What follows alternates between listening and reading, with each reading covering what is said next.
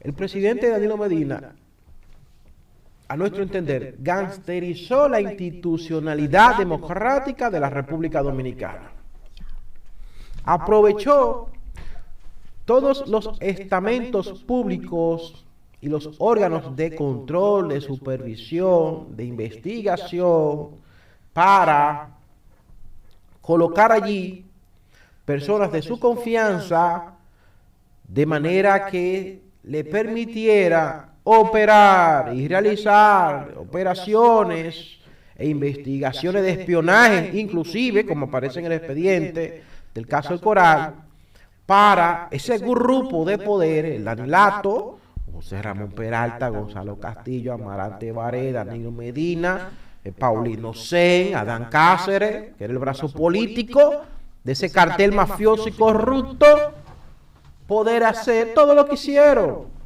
Señores, en ese expediente del caso del Coral aparece que en el allanamiento que se hizo en la residencia de Adán Cáceres,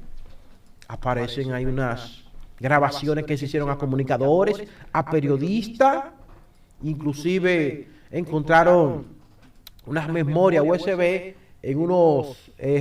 folders que decían confidencial, y que nosotros creemos que vamos en un juicio de fondo, nos vamos a enterar en detalles lo que habría aparecido dentro de esos archivos, que es muy importante, porque se estaba en la residencia del general Adán Cáceres, porque esos documentos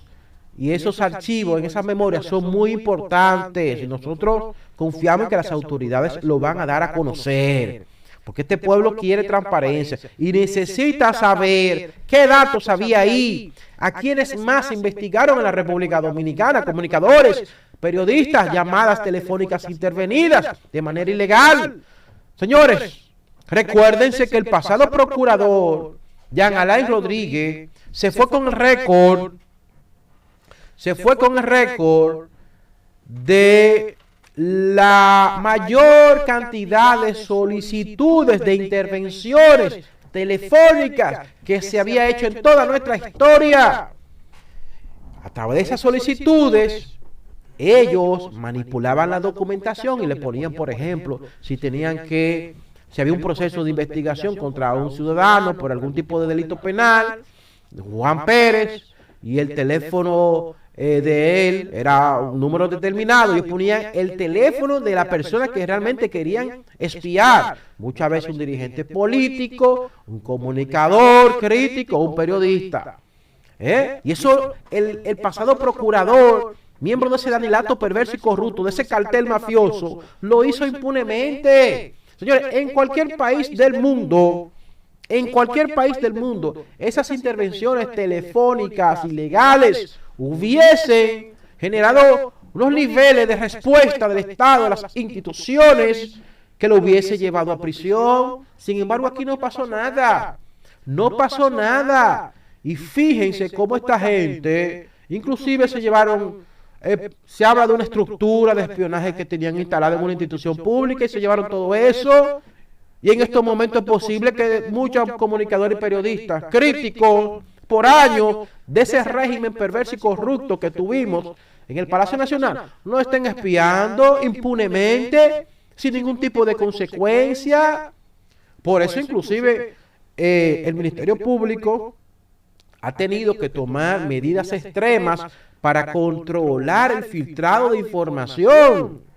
Se habla de que inclusive para realizar una llamada telefónica, esta gente toma todas las precauciones del lugar, a sabiendas de que ese Danilato perverso y corrupto dispone de estos equipos,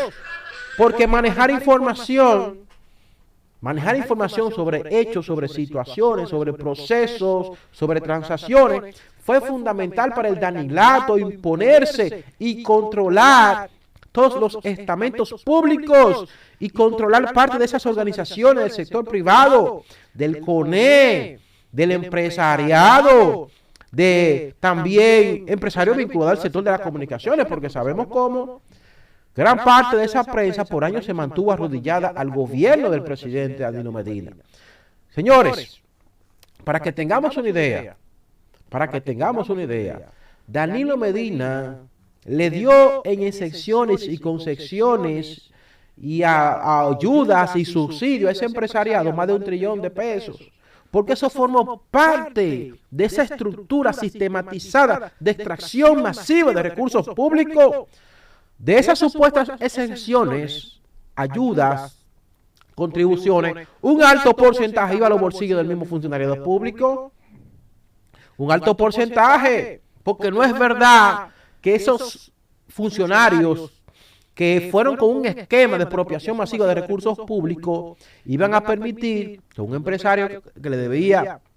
algunos 50, 60 millones del Estado Dominicano, no es verdad que esto le iban a eliminar esas deudas sin ningún tipo de retribución para ellos, porque todo formó parte de un esquema para ellos acumular un nivel de fortuna económica como nunca antes en toda nuestra historia. Hablamos del grupo de poder que más cuartos ha robado en este país. Y cuidados en el continente. Óigame, señores, solo en ese caso Pulpo ha involucrado más de 15.000 millones de pesos que se ha podido documentar. Porque hay una proporción importante de esa sustracción de fondos que resulta difícil documentarla. Resulta difícil. En cuestiones, por ejemplo, que aparecen en ese expediente el Coral. Que compra de combustible, que compra de comida,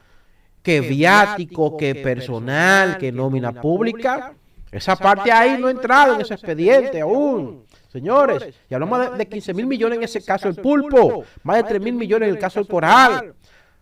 Aparte de las sobrevaluaciones de las plantas de Punta Catalina, aparte de ese proceso de reestructuración de muchísimos hospitales, todos se hicieron sobrevaluados, todos, absolutamente todos, porque formó parte de un esquema. Cuando el presidente emitió el decreto que declaró de emergencia nacional la necesidad de reformar, de remodelar esos hospitales, señores, un mes antes el hermano de él había sacado varias compañías para participar en esos procesos de licitación, para suministrar los equipos a esos hospitales. Fíjense cómo las cosas concuerdan, porque formaba parte de un esquema, que el líder de ese esquema era Danilo Medina Sánchez, que lo establece el propio expediente, el Ministerio Público, cuando dice que Adán Cáceres contaba con el apoyo de Danilo Medina Sánchez, de que el Pulpo contaba con el apoyo de Danilo Medina Sánchez, y que para eso se puso un contralor de confianza, y que para eso se puso una Cámara de Cuentas de confianza, y que para eso se secuestró el Servicio de Inteligencia Nacional, y por eso Adán Cáceres, como si él era dueño de todo eso, él manejaba y colocaba y ponía cualquier persona de su confianza en esas entidades, en esas direcciones neurálgicas, para que le proveyera información, no solo al cartel político, porque también se habla de que esa estructura operaba para suministrar informaciones sensitivas a carteles del narcotráfico, inclusive se menciona nombre de César el Abusador, porque esta gente operaba para todo lo que le produjera dinero. Hablamos, señores, del grupo político más perverso y corrupto de toda nuestra historia. Esa es la gran verdad que debe quedar en la historia de la República Dominicana. Y por eso la urgencia del empoderamiento ciudadano y de que apoyemos a ese Ministerio Público, al sistema de justicia, para que se impongan sanciones contundentes de manera que esto no vuelva a repetirse en nuestra historia. No vuelva a repetirse.